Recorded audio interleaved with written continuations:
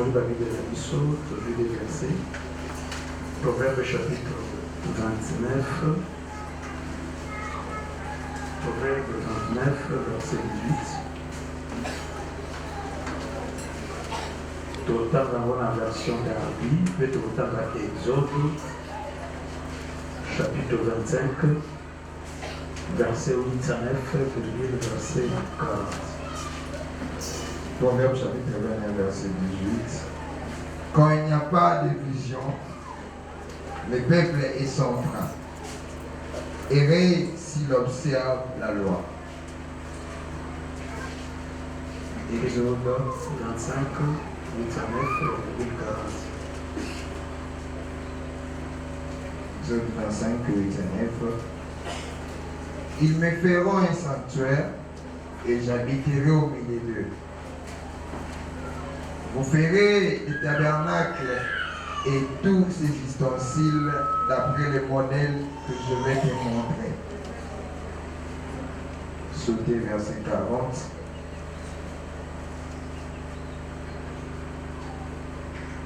Regarde, et fais d'après le modèle qui t'est montré sur la montagne. Amen. Seigneur, nous voulons que tu nous parles encore ce soir. Redresse nos vies. Oriente-nous, Seigneur, et bénis-nous à travers cette parole. Au nom de Jésus-Christ, nous avons ainsi prié. Amen. Tufanye na kombo na Yesu. Sikete kolota lokumu mpona kolwasa biso. Tokutana lisusu pokwa lelo kati na esika pour toujours parler sur la vision. La vision na lingala et moniseli. Ils ont un passage beaucoup totangi, Proverbe chapitre 29, verset 18. La version d'Arabie, Balobi, s'il n'y a pas de vision, le peuple est sans frein. Hein? Donc, sur tout ce que nous faisons dans la vie, la vision est très capitale. Parce que vision de Moutokoïde Bisso, tous en ont frein, tous en ont retenu. Parce que la Bible dit s'il n'y a pas la vision, le peuple a sans frein. Vous voyez, ma vie a battu par rapport à Oazosala. On peut remarquer déjà que c'est une vie sans vision. Alléluia. Au moins, on a réunité, on a réserve, on a n'importe comment. Or, j'ai compris, s'il n'y a pas la vision, même au monde, on a vu un programme de la prise. Déjà, comment on découvre? Nous avons vivre, mais nous avons la vision. Pour remarquer, nous avons projeté. Pour nous sans réflexion, sans frein. Même tes dépenses et au banda kozala.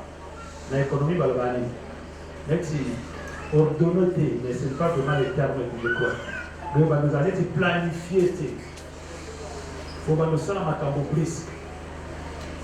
Non seulement la vie à moi, dans une famille, dans une équipe, dans un groupe, et si gagnons sur votre bazar, ceux qui vont remarquer que commencer à macambo sans frein, sans plan, vous commencez à la brusque, c'est que vous n'avez pas de vision. Et partout, dans la vision, vous remarquez, si la réalité à macambo bazo vivre. Dans leur vie, on remarque que plus qu'on réagit, au lieu de agir. Or, vie où ils ont vécu malade, ils ont vu où ils ont agi.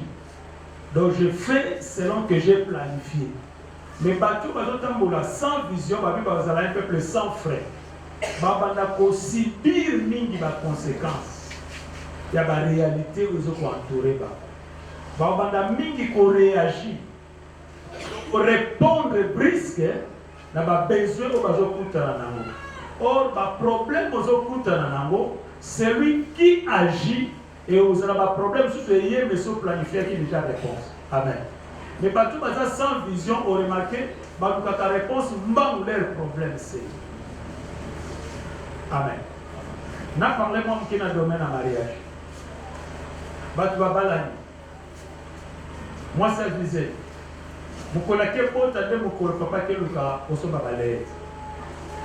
allez comprendre déjà, parce que vivre sans, va planifier ma carte. Amen. Non, tout le couple, monsieur Soubol, il va vous parler, on a pas beaucoup de travail, on a pas de on a bataille, on va en faire. Quand tu checkes en 4 ans, on est sur ça, on va faire ça, c'est ça. Mais non. Le papa l'a mis sans vision. Que on se connaît ça l'année. Et même les ambassadeurs qui nous votent. Même les ambassadeurs qui nous votent. Le Seigneur nous a créés avec l'idée de planification. Il y a un channel la cycle pas à moi. Alléluia. Amen. Même il y a beaucoup d'enfants. Quoi dans ma coquille encore le l'homme qui m'a bimé puis ma grosse ça en fait du niveau. Mais Bible dit a créé qui monde, il a créé le monde en 6 jours. Alléluia. En 6 jours. Et puis vous allez remarquer, à Salakina nous moutouté, si ma au salamai, si ma au salanzete, si ma ça non. Babi l'homme azalaki dernière créature. Mais avant Asali déjà nion saurait pour ça que moutou za la madame. Asali déjà mouma avant moutou bota. L'air que moutou abi moumagnon sur la salle qui peut servir na biloko kolia. Est-ce que vous comprenez? Parce que Azaki est un Dieu qui travaille avec une vision. D'abord, avant cela, nous faisons l'homme à notre image. Nous nous la pensée à Azaki. Donc, dans ta vie, s'il n'y a pas de vision, dans ta famille, s'il n'y a pas de vision, dans votre église, s'il n'y a pas de vision, dans votre société, s'il n'y a pas de vision, dans tout ce que tu fais, s'il n'y a pas de vision, vous allez sans frein. Or, en réalité, un peuple sans frein, c'est un peuple fou. Amen. C'est un peuple fou. Na vie à Bomoto, là, nous avons dit que oh, on a ma cadavre. Dans le cas de ça, on va calmer les cas parce que j'ai la vision. Amen. Parce que je vois. Non, il y en a qui ont des kuna.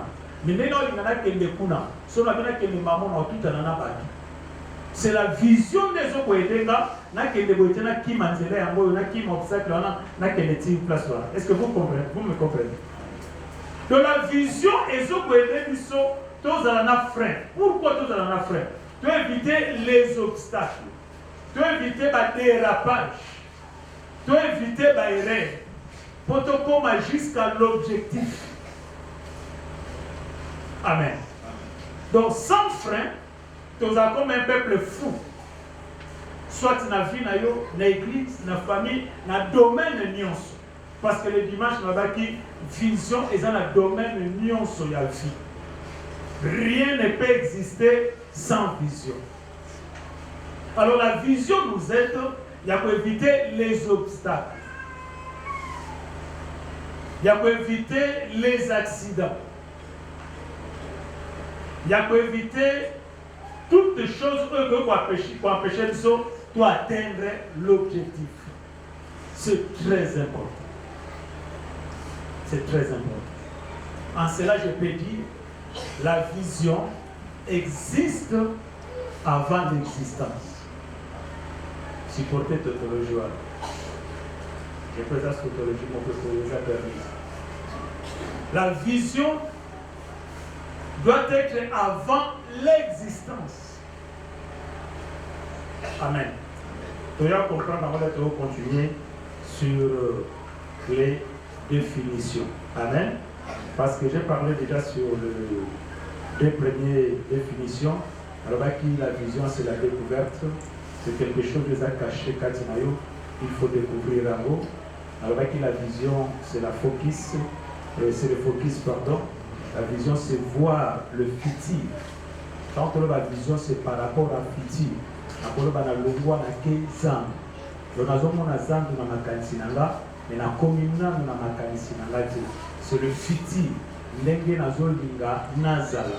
Et sika o nazolinga nakoma. C'est ça la vision, c'est le futur. Oyo nazomona na musika. Mais nan nakomi kunate. Alors tokemba la moko otokota na nani naturelo la troisième définition na biso abaki la vision c'est la maquette. Première définition avec qui la vision, c'est la découverte. Deuxième définition avec qui la vision, c'est le focus. Et troisième définition avec la vision, c'est la maquette. La maquette, ça donne ce terme, le plan. Non, qui passe de l'air à sauter à Teyamabinda, pour mon côté, où il y a ton nord et ton sans plan. Non. Il faut qu'il y ait des architectes pour ça la plan. Mais nous avons un plan. Autre dit que vous avez 3 chambres, cuisine, salon, porte que vous avez porte que vous avez autant de mètres et vous avez boyer. Mais ceux qui ont la place à on dans 3 chambres, il y a un terrain vide. Mais au moins, il y a un plan moko. Visuel et maquette. Le coup l'avant va se démontrer seulement. Mais il va se démontrer. Vous avez une place pour ma tête, je crois. Place pour ma tête. Avant place pour aller seulement, il y a qui panneau moko. Il y a panneau de dessin. Les canasses, les canicoles, c'est ça la vision. Nous avons le côté, mais nous avons le baboué. Et si oyo, tu as la oyo bomoni na photo. C'est ça la vision. Il y a une maquette ou plan. En réalité, et l'autre mot qui peut exister, ce qui est là qui n'a pas de mécanicité.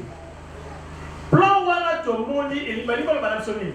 Tala mécanicité ozana ngopo na esika oyo. Nini to linga to sala pona esika oyo. Mais surtout, il m'a dit, oh, on a monté les anonymes.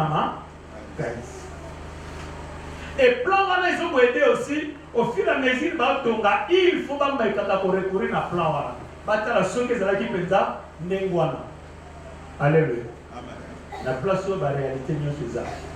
Parce que d'ailleurs, ici au monde, sur des moutons, il y a des bandes. Mais là, ici, il y a des bandes, on a ma maquette. Ah oui, ça c'est. Amen. Là, déjà, la vision a échoué. Parce que dans mon cannabis, il y a des ratés. Il y a beaucoup de ratés comme ça. Là-bas, mon côté sérieux. Et du fils, mon côté public, qui est au Salama, ce que Babandi a planté. Ce que Babandi a maquetté. Là-bas, mon côté sérieux. Beaucoup de côté, m'appelle pour mon côté, ceux qui m'ont mis avant l'architecte. Mais je veux dire, la vie est sérieuse. Et l'autre, mon côté, que ça, la maçon qui maquette, c'est la narité. La ligne n'a dit ça, même aux gens qui ont bon côté, zala na maquette, il y a vie na yo. Même aux gens qui ont bon côté, zala na maquette, il y a vie na yo. Zala na plan, il y a vie na yo. Vous savez, ils ont mon point de Makamboli, le bananza, mais ça, la canavie na biso. Quand la parole de Dieu entre en nous, ils ont révélé biso réellement ce que nous sommes selon Dieu. Alléluia. Je vous ai dit dimanche ici, en réalité, nous avons la kabiso par rapport à Nenge Tozalelo. Nous avons la kabiso par rapport à Nenge Tokozalalobi. Pourquoi? Parce que ça déjà dans la maquette, il y a vu la biso. Tant que vous n'avez pas un généon, vous avez un vaillant héros.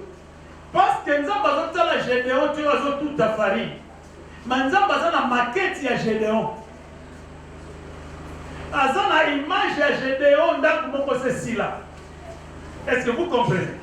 Il y a un vaillant héros. Azo benga na kombo o azana ngo lelo te, mais azo benga na kombo o azana ngo na maquette o azana. Place nazo lingana memayo. Ndenge nazo mona yo kozala. Sikoyo liloba na Nzambe yaka kopesa biso makoki. Nzunzu poto marcher to atteindre niveau wana. En réalité, une vie sans vision, ce n'est pas une vie. Alléluia. Ce n'est pas une vie.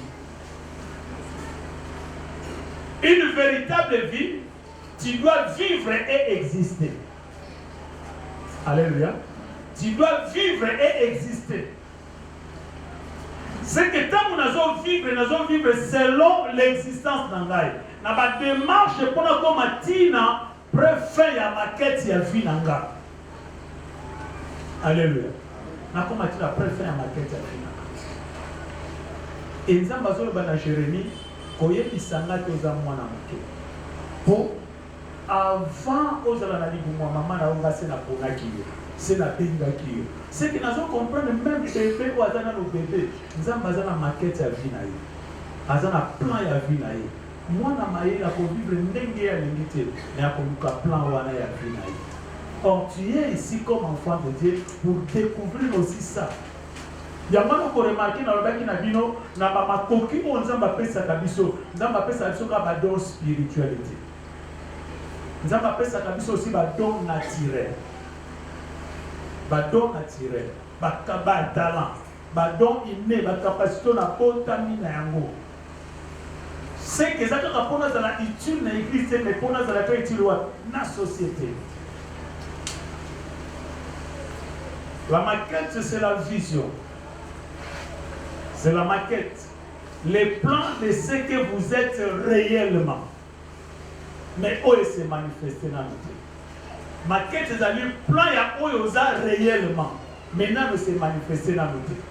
Tout le qui n'a pas ma tête, et là, comment est-ce que dans notre vie? Mais en réalité, place où les gens n'ont pas la photo. Pour qui peut te pour la salité au monde. Mais ça peut être au la photo. Quelques années après, quelques mois après, tu peux la place et comme une forme. Maquette de vie, c'est ce que tu es réellement. Oui, la mingi tu as la santé, oh on a pas compris c'est la mission. Na limite ça vous tout le monde vie oh on a ngol les réserves vraiment vie na yote. Parce que vrai vie na yote ça oh on a ba yebi. Alléluia. Vrai bitumba ya vie na ngeza na lité pona koma esika oyo nzamba bongiselanga. Na koma oyo nani nzamba bongiselanga. Alléluia. Amen. C'est la perception de l'édifice que Dieu veut construire par vous. Ezali emoneli ya mosika ya ndako oyo nzamba lingia tonga na nzela na yo.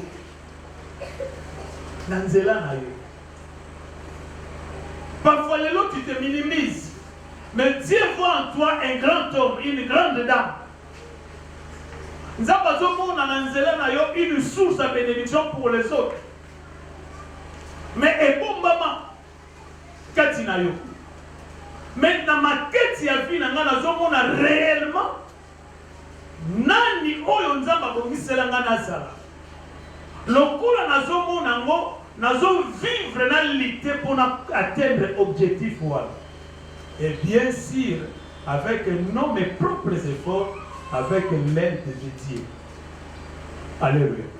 Pour Bible no bibo ya bandaki likambo wana kati na bino akora ngo passer. Souvent et l'autre chose pour ma biso c'est manque ya conscience. Écoutez, dans Exode nzamba lo bielo komoko. Azotali sa vision na ye. Je vais habiter au milieu de mon peuple.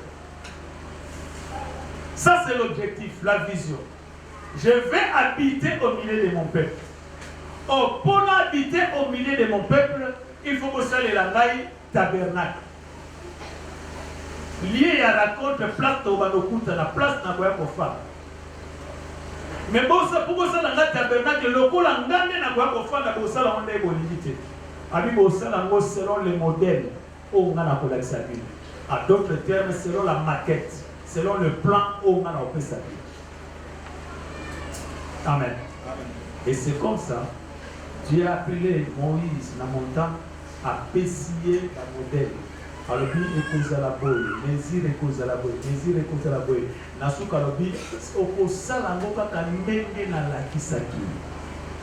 C'est qu'à ce moment, tabernacle existait physiquement. Mais la pensée à Moïse, tabernacle existait. Parce que ça qui est déjà dans ma maquette. Écoutez-moi, bien-aimé. Je vais te dire quelque chose. La vie, c'est pas seulement sur la vie, c'est pas seulement physique. Mais la vie, c'est aussi spirituel. Or, la grande partie, la vie à Moutou, c'est la partie spirituelle. Alléluia. Amen. Oyo to monaka lelo, en réalité, faut que la oyo bomba manakati. Écoutez-moi. La vie n'attend que dans la trois périodes. Tous en a passé, tous en a présent, et tous en a futur. Amen. Passé, c'est l'équipe déjà. Mais présent, tous vivre les conséquences la passé dans l'issue. Oyo za lelo ezali conséquence à la décision ya passé, à la réflexion ya passé. Amen. Oyo kozala lobi et kozala kaka oyo zokanisa lelo. Ya ba décision zozwa lelo. Voilà pourquoi na lingi na yebisa yo. Pour comprendre maquette ya vie na yo est très important. Parce que si tu comprends le vrai plan ya vie na yo, okobanda ko réfléchir en relation ya vrai plan ya vie na yo. Okobanda ko za ba décision en relation à un vrai plan à vie. Je vais te dire une chose. La vision à vie et qu'on sa la vie non à croiser le même. Na limina lo sous les églises, te font la mise. Parce que cet esprit a causé la trop spirituelle. Et ont même appris son mini échec. Vous savez que dans la vie d'un homme, il y a la part de Dieu et il y a aussi la part de l'homme. Alléluia. La maquette ya vie na yo pour le maquette et comme en réalité il y a la part de Dieu, il y a aussi la part de l'homme. Vous allez comprendre quelque part dans le méfait à l'ignorance dans la vie na yo. Vous savez que les grands dangers de la vie à Moutou parce qu'il y a des gens qui s'ignorent eux-mêmes. Et ça n'a bazo comment ignorer pas bien dans le balbane là. Hein? Comme il y a des gens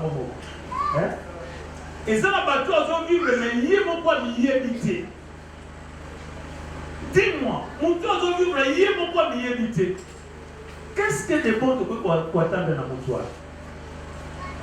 Au moins, j'ai prié 7 jours dans la montagne pour nous ambassadeurs et là, on a bien kiambo, on a une démonstration. Nous avons beaucoup de démonstrations, nous avons une démonstration.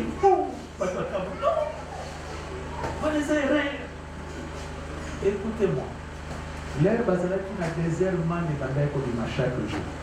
La Bible dit que la côte qui n'a terre promise man et bandai comme malissouté.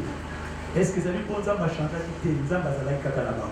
Bandai misabango man et bandai comme la coco colonne dans la désert.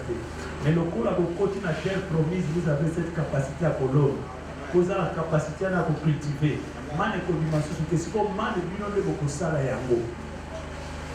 C'est ça la vie de nous. Il y a des moments où on a des désert parfois. Dieu peut faire des miracles. À Coco se manifester dans la Belle. Mais il y a d'autres moments où on va faire des attendu ma bonne chose à la Osala.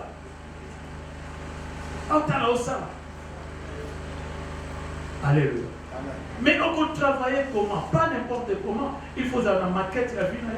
Voilà pourquoi on a des fils mignons, c'est ça la vie malade. Après avoir aussi ces défis, on va faire la maquette, on va faire les défis. Ceux qui sont la vie malade, on va faire l'architecte, on va faire l'ingénieur.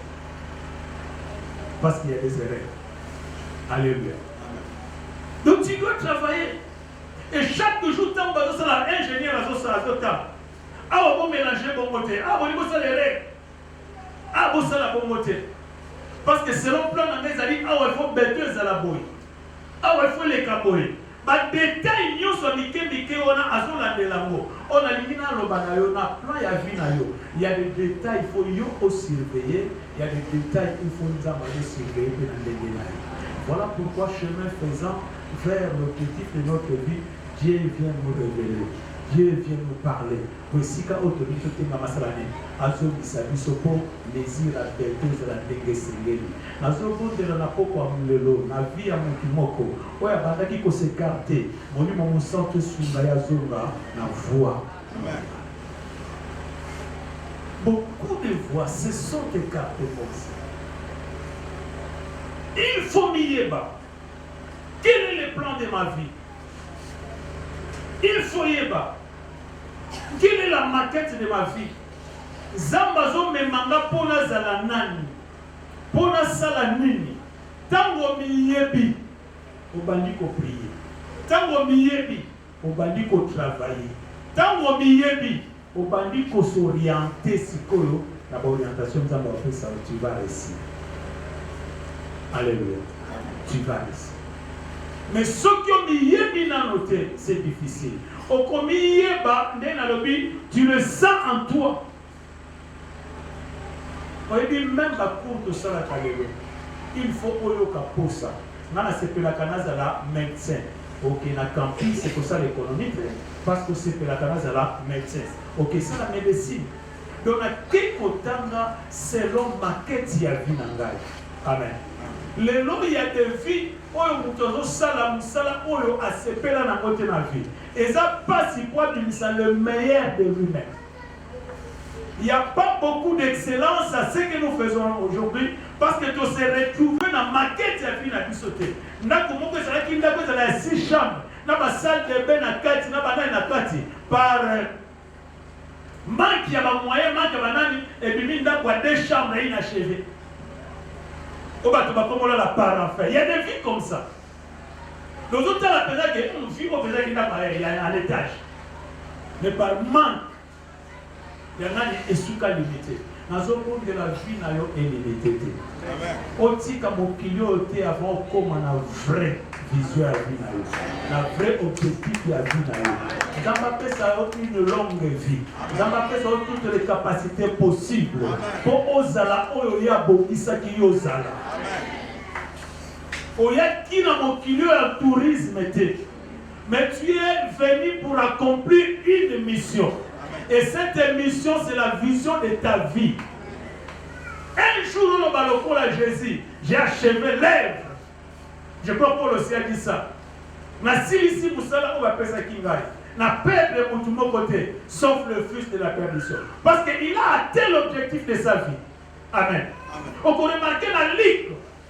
Après avoir goûté la chaîne, Jésus a fait sa plan d'action à vie, a fait sa mission à vie, a fait sa vision à vie. L'Esprit du Seigneur est sur moi. L'Éternel m'a oint pour. Donc, a fait ça, a éco sale. Et puis, et comment on livre là qui, oh Père, n'a qu'à accomplir mission. C'est qu'avant, il avait déjà le plan de sa vie, la maquette de sa vie. Et tout ce qu'il faisait, en relation, il y a plan, il y a vie. Ma nourriture, c'est de faire la volonté de mon Père. Donc il restait les yeux braqués dans la maquette de la vie. Pour vie, j'ai pris que yo aussi ça dans ma bongo. Que échec est dans la musique dans la vie. Déception est dans la musique dans la vie. Sois force. Il y a quoi tel objectif de la vie. Dans ma vie, si je suis, prends courage. Je serai avec toi.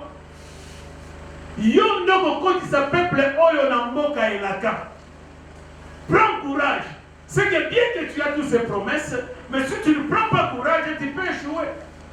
Abi, lève-toi, prends courage. J'ai dit à quelqu'un, lève-toi, prends courage. Parce qu'il y a encore le meilleur devant toi. Aux andakou inachevé. Marche pour la réalisation de la vision et la vie. Amen. Nieba, il faut se découvrir. Il y a un deuxième point, Seigneur Manabiso. Comment découvrir et considérer la vision. Parce que ceux qui la comprennent, le grand problème de la vie à mon tour, c'est découvrir sa vision. Ou bien c'est se découvrir. Mais alors, comment tu peux découvrir vision à la vie? Et comment tu peux considérer vision à la vie? Parce que la vie à mon tour, le problème à quoi c'est allé, manque à découverte, n'a manque à considération. Nengi ozo miye bate, nandeng ozo considérer oyo ozate, bah tu peux pas traiter au kaka ndengwa. Auquel il te coûte yo moko peut comme traiter kaka ndengwa. Amen. Oyebi makambo mingi to souffrir nango lelo parce qu'il y a l'ignorance. Il y a moi je vais avec souffrir. Parce que je vais battre pas sur bon na mboka yende mutakobilisa mboka na bongo. Le premier problème abandonner ko s'ignorer. Kozanga komieba. Deuxième problème abandonner qui ko considérer ba force za la kinango. Nzamba qui ko pesa générer le kwa sikate. Amen. Écoutez-moi. La présence et l'ange de l'Éternel devant Gédéon. Et ça a deux objectifs. Le premier objectif, Gédéon a se découvrir. Deuxième objectif, à considérer que les Akatinaï. Aya bénier vaillant héros. C'est que aux apôtres Kalisate. Na plan n'a tué un vaillant héros. Les règles comprennent avec la force que tu as. Alors, le but est que je te donne une force. Non, tu as déjà cette force. Que tu ignorais. Force, il y a un qui s'en moque à mon bimba. Il y a comme s'il y a une force, il y a un qui s'en fout. Je actualiser. Est-ce que vous comprenez? Force, il y a un qui s'en moque à mon bimba. Il y a comme ça une force à toute machine. Il y a des gens qui ont dit que la force, on a ma tchakati na haut. Normalement, place que c'est ici que vous allez. Mais réveille-toi. Avec la force que tu as, va délivrer Israël. Donc ceux qui ont considéré force, ont continué à mettre à Foufoura. Ok, force de les mettre à Foufoute. Quand Gédéon a pris conscience, à qu'il n'a qu'à délivrer Israël. Vous voyez, comme il t'a même à s'ignorer. Nous avons l'autre ici, même adversaire, mais un autre. Après, si on même doit interpréter, l'air va interpréter, va dire c'est le gâteau ou l'autre qui n'a d'autre force à Gédéon. Pour qu'il y ait un fixe à Israël, pour qu'il y ait un bisu. Et Gédéon a compris, exactement, il a considéré ce qu'il a fait. Il a dit qu'il a délivré Israël. Dans ce bon de l'essai, on va beaucoup dans la vie. Force aux attaques, ils n'ont pas besoin de force à coller la lélaté. Il y a qu'on se lamenter. Mais nous, comment qu'on se lamenter partout? J'ai pris que le Seigneur t'aide par cet enseignement que tu te découvres. J'ai pris que le Seigneur t'aide par cet enseignement au comprendre les attaques, tu ne peux pas considérer. Amen. Comment découvrir sa vision et comment la considérer. Premièrement, la découverte, c'est aux découvrir. Pourquoi tu l'obéis seulement la découverte? Parce que c'est à l'homme de chercher à la découvrir, donc à découvrir sa vision. Écoutez, Dieu t'a créé et il fait par tout le moyen. Yo oyeba. Tu peux se découvrir parce que vision, ça n'a toujours un bon moment. Mais yo mokonde au bengami, on se découvrir. Nazo bon de la qui est encore des sages dans mon clio. Parce que de plus en plus la sagesse, c'est ce qui n'est pas beaucoup. Nous avons appelé ça biso ba parents sages. Nous avons appelé ça biso ba aîné sage. Natamu na talalero moi nazo botama. Ba mikolo bazotala moi na oba moi na paya ke moi na kozala boye. Okomona na famille wana papa tali pena bité na otika famille ba moi na libosote. Na moni wa bisa tunde mutazama maele ya diriger famille. Pourquoi? Parce que Atali Bango a comprendre déjà la vie de Bango, dirigeant, responsable des alliés. Je me souviens encore de Tokuli, maman Kogan de la banque, mais ça pour bêtement sérieusement. Là, on a l'injustice. Mais pour il y a ça là que le bail est là, il y a la bangote. Il y a ça là la bangote. Qu'est-ce qu'elle voyait en moi? Je ne sais pas. Mais c'est la première personne à bien dans pasteur avant à Banosa Lanza. Parce que c'était une femme sage qui voyait déjà ma vie de loin. Alors, la manière que ça l'effort a bon pour la naïs, c'est l'homme qui a posé la lobby. Alléluia. Amen. Amen. Amen. Que le Seigneur nous donne encore des gens comme ça. Vous savez, la banque vous a organisé, vous va préparer la casa dans le mois. On a mis il faut qu'on a déjà catinaï. Donc la vision c'est quelque chose de ça caché dans le. Il faut découvrir là. Bah c'est ma formation pour pouvoir découvrir. Donc c'est à toi de découvrir où ils ont réellement. Ceux qui sont dans ma cambo, il faut tomber la montagne, ils sont dans ma cambo. Alléluia. Mais toujours maintenant dans la montagne, dans ma cambo, où ils sont dans ma tapis. Vous savez, mon toit c'est découvrir. Alingati kala na voie ya nzambe na direction ya nzambe olingo lingate kola ko zala soutien na ye ezala la terre montre ba nini Si Dieu donne la vision, il donne aussi la provision. Mais souvent, dans notre vision, c'est ce que nous avons la provision. Tout qui n'a la provision. Sans qu'on y ait pas, moi je veux la provision.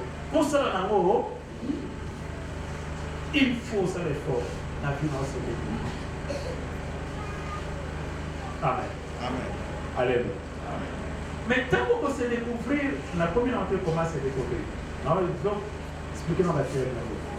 Pour qu'on se découvrir, nous avons la perception. C'est dans ton esprit. Tu vas saisir ce que tu es réellement. Alors, tant qu'on n'a pas la perception, c'est dans ton esprit. Il y a deux choses. Il y a le problème de pensée et de cœur. Il y a le problème de pensée et de cœur. C'est que vision influence, la vision influence d'abord nos pensées et nos cœurs. C'est très important. Bien aimé, écoutez, makambo mingi tokomosenga lelo pa nzambe tokomosenga ngolo wala tokati nzambe za magicien. Oba banda tuna bishona ba école primaire bobina bimsela bino ni bimsela so bongo. Bimsela so bazoka. Non. Écoutez-moi. Il faut prendre le temps pour réfléchir sur ta vie. Amen. La réflexion occupe une place très importante dans la vie d'un homme. Alléluia. La réflexion. Écoutez, la pensée, le cœur, on a sanctionné la réflexion, ils ont dit qu'il y a maturité.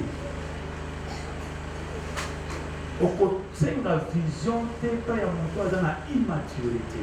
Supportez-moi le terme, les autres ont plus de chrétiens immatures que de chrétiens matures. Mon problème de l'église, tu as plus de chrétiens immatures. Laisse-moi vous dire une chose. Une église, où il y a plus de chrétiens dans l'immaturité, les pasteurs vont à la casse.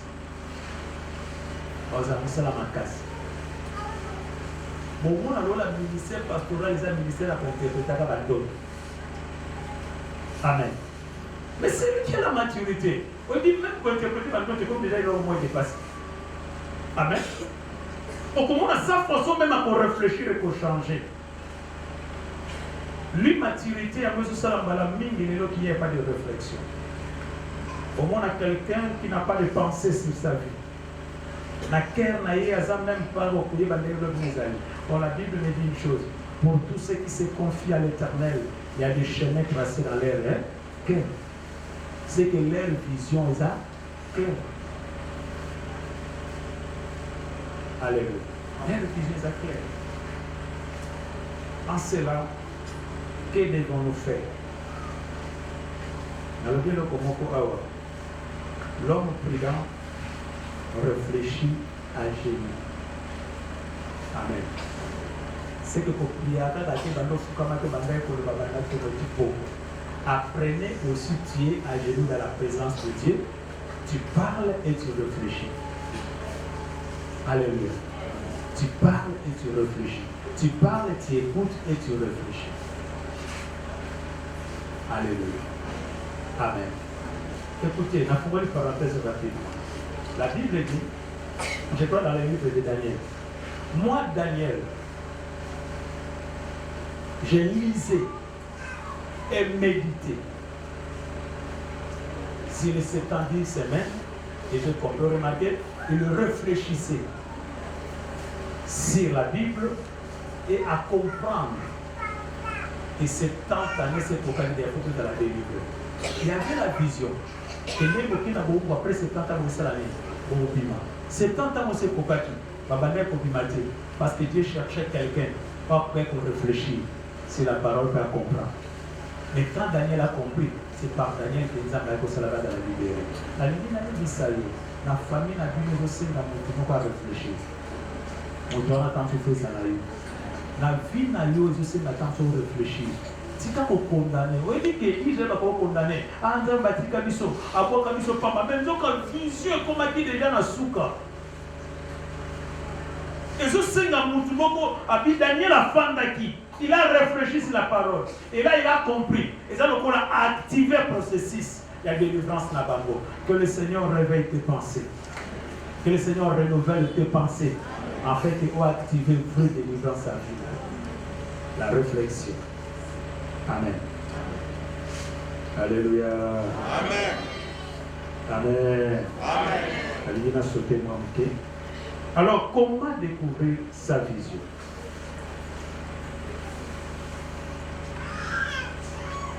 Comment découvrir sa vision? Il y a 3 points que je vais expliquer où est ça la makana. Premier point, c'est la frustration. Deuxième point, c'est le fardeau. Et troisième point, c'est l'aspiration. La vie à Moutounion, c'est ma la frustration, le fardeau et l'aspiration. Les gens pour aider Bisso à découvrir ma vision na Bisso.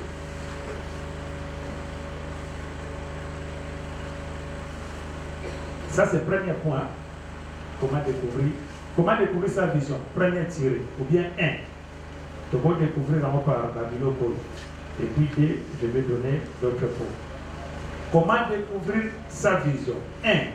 On peut découvrir sa vision par la frustration, premier tiré, le fardeau, deuxième tiré, et l'aspiration, troisième tiré. Ça va? On va découvrir comment ça va. Amen. La Bible a expliqué point moko. Comment découvrir sa vision? Nakoki ko découvrir vision ya vinanga. Maquette ya vinanga. Oyo nzamba linga nazala par la frustration. La frustration c'est quoi encore? J'ai frustration. L'exine la nouvelle. Obama. La frustration. Kanda. Kotumisa makati na yo na eloko oyo ezosimba te liboso.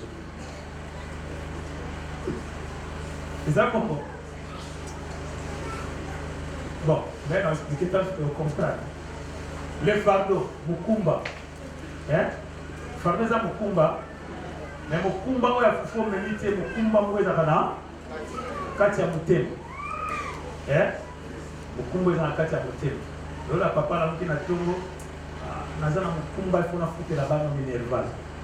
Omona ngo physiquement mais na kati na ezala mukumba moko lo mwa zo mona lo les achats. Que ngande il faut na sala. Ça va? Et 3 l'aspiration. Oyo nazolinga na kokisa. Ça comment j'ai aspiration. Posa. Posa ona posa motema na posa motema na oyo na kokisa. Ça va? Ah. Oyo nazoka que oyo naolinga na kokisa posa ya motema na. Posa oyo pela kati na ngai. Ça va? Écoutez, c'est très important. Biloko oyo yela kabiso. Amen. Et la cabine. Je vais donner un exemple. Vous faites un papa et maman, vous avez la moine. Vous avez la vie au vivant, c'est la nana en côté. La vie au vivant, c'est la nana en côté. Maman, la vie, on a c'est la nana en côté. Quand tu fais un nana en côté, il y a la frustration. Amen. Il y a la frustration. Et la frustration est combien de temps d'aspiration. Son moyen d'aller au dimanabiso A. Son moyen d'aller au salle de l'Okoboé. C'est très important. Écoutez, mon limo est au manion so katina yote. Amen. Mon limo est au manion so katina yote. Et puis, il y a un conseil, souvent la frustration est un langage de Dieu en toi. Et on a dit la frustration, c'est un état mental caractérisé par un déséquilibre entre un désir ou une attente et sa réalisation. La frustration, c'est un état mental caractérisé par un déséquilibre entre un désir ou une attente et sa réalisation. Souvent, nous sentons l'oppression de notre vision, mais la méthode de résolution est parfois charnelle. Souvent, nous sentons l'expression, c'est pas la pression. Nous sentons l'expression de notre vision, mais la méthode de résolution est parfois charnelle. Écoutez, dans le bien de la frustration est un état mental. C'est ce que tu penses. C'est ce que tu sens en toi. Au sentir que et loko les autres déséquilibre normalement ma vie ne devait pas être comme ça. Normalement et loko esengela kezala awate. Normalement et loko ko kokokisa maboyete. Oyo comme lokola kokunda kati na yo na désir moko oyo ezokoka na tena ndenge sengeli ezala. Pour te comprendre encore bien la ligne dans la Bible parce que na ba moko inazoza na ndenga ko. Tozi Exode rapidement. Pour te comprendre bien, Exode. Exode chapitre 2. Nous avons dans la lecture dans verset 11.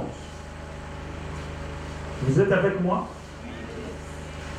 En ce temps-là, Moïse devenu grand, s'est rendu vers ses frères et fit témoin de leurs pénibles travaux. Il vit un Égyptien qui frappait un Hébreu d'entre ses frères. Il regarda de côté et d'autre, et voyant qu'il n'y avait personne, il tua l'Égyptien et les cacha dans les sables. Je disais jusqu'au verset 15. Il sortit le jour suivant, et voici des Hébreux se querellaient.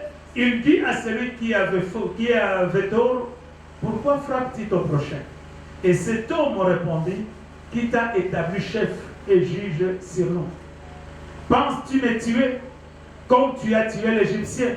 Moïse y perd et dit, certainement, la chose est connue. Pharaon apprit ce qui s'était passé et il cherchait à faire mourir Moïse.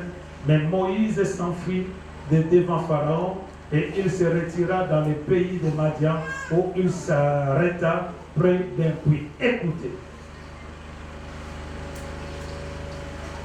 Pourquoi Moïse a botamaki? Yonanga tolobambala moko pour délivrer Israël l'esclavagisme en Égypte. Mais tozolo bango lelo parce que l'histoire déjà scellée. Amen. Est-ce que vous comprenez? Il a pris la vision de Moïse, c'était délivrer Israël. L'esclavagisme en Égypte. Sous l'oppression égyptienne. Maquette a fini les alaki à moi. Mais Moïse a été mis par des circonstances à vie, à comment faire un andako à Pharaon, il était très bien. Abandé Kolia bien, abandé Kolia Matambunion so bien.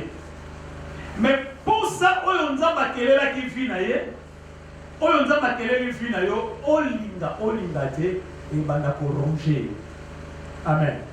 Moukolomon a eu la presse égyptienne pour surveiller Misala, à mon indégué bana Israël abandé Konyo Kwam. C'est là et ça y est passe. C'est ça la frustration. Amen. Et ça y est passe. Normalement, le peuple va reconnaître comme a poété. Les camons, les zambas, les ateliers, les kokobisa. Ceux qui ont kokisa maté et qui vont construire dans le thème. Il y a une frustration. Qu'est-ce que makambo et ça la passe dans le thème. Parfois, au benga ma pose la solution à yango. Amen. Écoutez-moi, ma médecin a dit pour ça. Bandima pour faire ma médecin pour ma monaki n'engé pas bazo bé la bazo kufa sans bazo solution et ça là qui bango passe. Ya mwana ba se décider qui to le moyen ya ko banda ko pesa ba solution. Ya mwana médecine banda. Alléluia.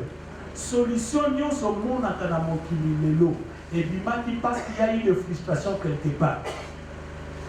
Bazobomba na ngomba pe babiloko akoli ezalaki te. Mais on peut remarquer na tawana ya insécurité mais Gédéon asali effort abima alukisi kama tout affrement pour na koaider batu bazanga biloko akolia te. Nini ebimisaki esika wana bapasi ya bandomo na ntima ba frustration. Amen. Est-ce que Gédéon azalaki jeune ye moko na kati ya mboka? Mais pourquoi il y a qui est beaucoup? Parce que tout le monde ne sentait pas ce que Gédéon sentait. Amen. Parce que tout le monde n'avait pas la même frustration. C'est par cette frustration, douleur wana na kati, n'est pour ça que Gédéon s'est l'année. Abima aya koluka solution. Or que eloko bande ko sale pasi, ezala ki yende ka ko sa solution. Est-ce que vous comprenez? Alimina ebisa mutu moko. Souvent nzamba kutana kana biso kaka na nzela ba frustration na biso. Alimina ebisa mutu moko. Souvent nzamba kutana kana biso kaka na nzela ba frustration na biso. En réalité miracle ezali tango ba frustration kutani na volonté nzambe ndebisa ka miracle. Alléluia.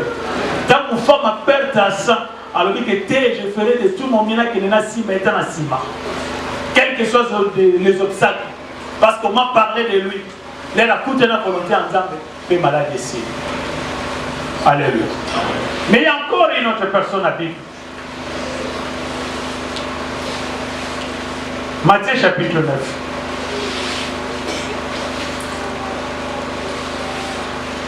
Matthieu chapitre 9.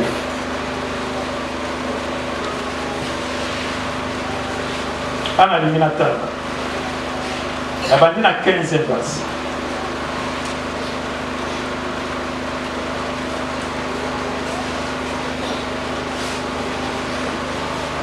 Alors, il faut la 35e verset. Matthieu chapitre 9, verset 35e. Jésus parcourait toutes les villes et les villages, enseignant dans les synagogues, prêchant la bonne nouvelle du royaume et guérissant toute maladie et toute infirmité. Voyant la foule, il fit ému de compassion pour elle parce qu'elle était languissante et apathie comme des brebis qui n'ont point de berger. Alors il dit à ses disciples, la moisson est grande, mais il y a peu de La Bible dit, quand Jésus parcourait le village, à Monifoul, parce que là, il y a la brebis sans berger, il fit ému de compassion. Alors qu'il passe dans la Katia à guérir les malades, à chasser les démons, à piquer les démons. Parce que alors qu'il passe dans la montée malade. Donc, guérison, Israël qui fouille, à passe dans la montée malade. Laisse-moi vous dire, il y a des fois, Dieu crée des problèmes tout autour de la vie. Quand nous sommes inconscients, et là, pour sa conscience, de comprendre que c'est anormal et que c'est l'émotion. Parce que changement qu'il y a, ce qu'on sentir que aujourd'hui c'est anormal. Changement qu'il y a. Pour changement, il faut sentir que c'est anormal. Et c'est anormal que le peuple va continuer comme un. Et c'est anormal que le peuple continue comme ça. Parce que chaque personne sur cette terre a une solution à un problème où il y a un moki. Nous sommes en moki. Il y a une solution à un problème où il y a quelque part. Donc, il y a une solution à un problème où il y a quelque part. Dès lors que le problème, on est tous les gens qui ont fait une solution. Nzoka esengo ya vie na yo kimia ya vie na yo ezo dépendre kaka na ndenge ozopesa solution na ba vie ya bato. Alléluia. Même salaire oyo tozwaka en réalité eza kaka ndenge ozopesa solution na ba vie ya bato. On a dit tofuta médecin moko pour asilisi maladie na. Amen. Parce que quelque part il y avait un problème à maladie. Il y a que ces solutions dans nous. Parce que quelque part, un jour, on a qui passe tant de babé, il va au pic. À ceux qui sont soucis même. Amen. Et c'est alors à retour à cause de c'est mort. Tout ce que nous faisons, et sa réponse n'a problème encore quelque part. Mais pendant que y a frustration, il y a beauté, il nous reste 10 minutes. La limite au bon de la pendant c'est 10 minutes. Le sang mon engaille, nous avons pas pu saboter ma moto mokaza wana pour aller. Le sang mon engaille, nous avons pas chose à la l'aise. Ma frustration dans la vie na yo pour comprendre que tu peux changer quelque chose. La vie na yo, la famille na yo, l'église na yo, même la société place aux hommes. Amen. Même la société place aux hommes. Alléluia. Nous avons battu les missa dans le Congo. Les gens conscients qui peuvent changer les choses. Nous avons battu les missa dans l'église na biso. Bateau baza les étés. Pour passer mon quelque part. Nous avons battu les missa na katia moko na biso. Bateau baza na posa ko eza anormal échanger. Alléluia. Kanga missionnaire.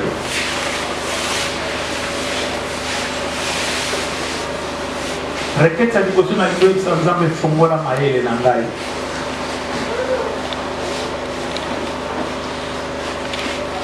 Renouvelle mon intelligence, Seigneur.